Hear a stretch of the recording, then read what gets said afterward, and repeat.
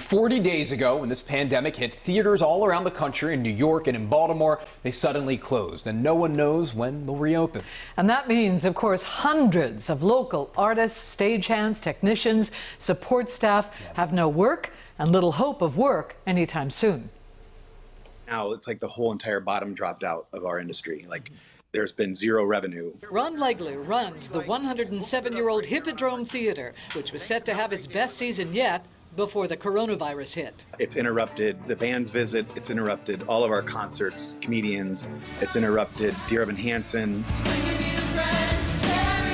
It's interrupted Summer, the musical. It's a shame too, because we were in like this golden age of touring Broadway. I mean, Hamilton lifted all these wonderful boats. Indeed, last season over 300,000 people visited the Hippodrome enjoying the best of Broadway. Broadway, where 41 theaters now sit shuttered until at least June 7th or Labor Day or later. Even with September 11th, as horrible as that was, Broadway only closed for 2 days. This is what the actors and actresses see when they're here. So what to do? Ron and his staff decided to reach out to theatergoers and post behind-the-scenes tours of 310,000 square feet of theatrical history. If you look over the rail here onto the stage, we've got Ron down there.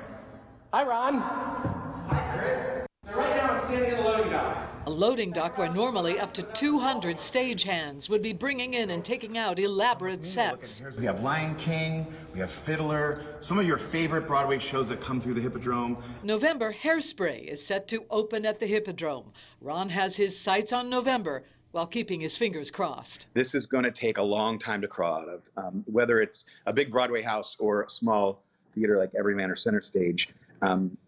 This is just devastating. I mean, it's absolutely devastating.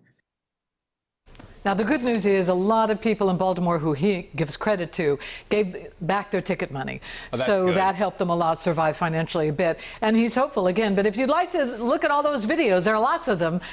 We have a link on our website, WJZ.com, and you can get an inside tour of the orchestra pit and the dressing rooms and all that private stuff. So many great performers to come through Baltimore. We just had Hamilton a couple months ago. We sure did. There you go.